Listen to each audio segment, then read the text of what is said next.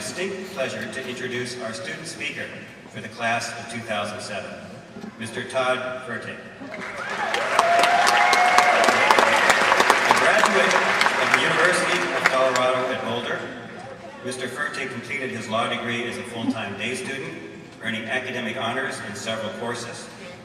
He was chair of the Moot Court Honors Program, a member of the Law Journal staff, president of the Federalist Society, vice president of the Tax Law Society, and president of the Southwestern Chamber Musicians, Mr. Todd Fertig.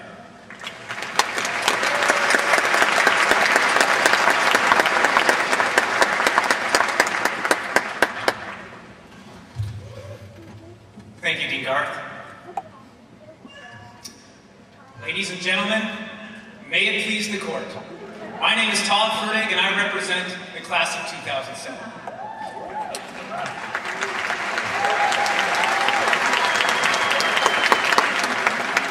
Today, I will be addressing the following: fear, change, the past, and the future. First, fear, because we, as law students, have become experts in dealing with fear. We have fear of speaking for the first time in class, of having an Elle Woods moment. Fear of having a professor that we liken to Professor Kingsfield of the paper chase. Fear of our first final exam, followed by fear of receiving a grade for that final exam, and fear that would fall short of our hopes. Fear of securing an externship. Fear of our first oral argument in an intramural moot court competition. And fear that we would not find a job. We still have fear of our impending student loan obligations. We have fear of passing the bar and not achieving professional success. But before we get to those future fears, let's take a moment to breathe. Look at the student on your right. Look at the student on your left.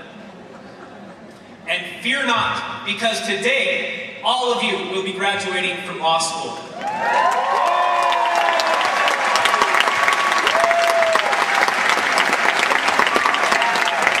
And if there's one thing that we as law students do not fear, it is the change we see taking place here.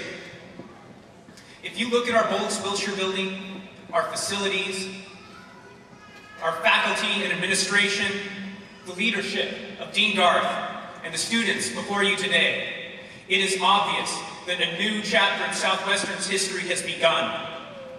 This law school is on the rise, and with our help, it will continue to rise to new heights.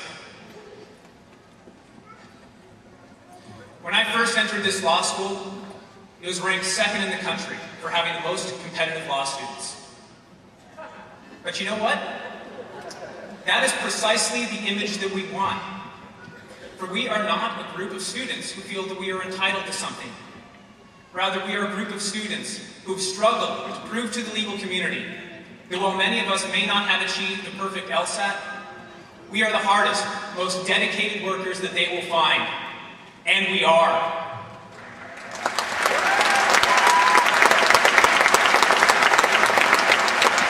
Let's take note as well of what is changing in our legal profession. If you take a look at the group of students graduating here, what you will find is a diverse group, unlike that found in an older generation of lawyers. 37% of Southwestern students are ethnic minorities.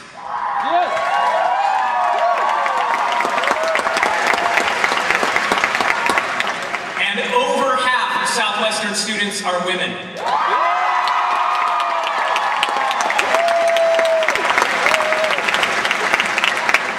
But I think it was put best by our own Justice Brinkley of the Supreme Court of the great state of Westmoreland, when he wrote in his groundbreaking Richards v. Tony opinion that men and women stand on equal footing. Next, I'd like to talk about the past. For every student brings with them certain memories of law school. The following, though, are few of the unique ones that we will always remember. We will remember cringing the first week of class as Professor Riley grilled a student who had not done his reading. We will remember Brian Levine raising his hand and asking during law school bingo if the analysis would change if the case took place on the surface of the moon.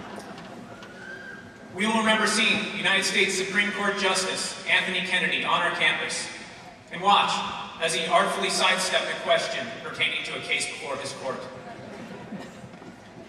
We'll remember arguing that Sarah Cimarron was a person and that the bond between a mother and her son demanded the recognition of filial consortium. We'll remember a daily feud between the unassailable predictability of contracts and everybody's favorite superhero, Captain Torts. We'll remember Professor Horowitz calling on Brian Standing to tell the class about standing, and calling on John Latner to tell the class about New York versus Lochner. We'll remember Angela Neve's home-baked cakes. Jay Shin's organized birthday celebrations. Sarah Starkey's high-pitched sneezes. And dirty nicknames such as Hot Rod.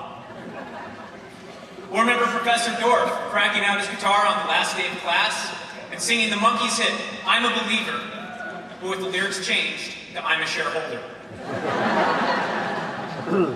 We'll remember Katie Darnell prefacing all of her comments with, this probably isn't right, but... Just as we'll remember Jan Gershfeld prefacing all of his comments with, just to clarify.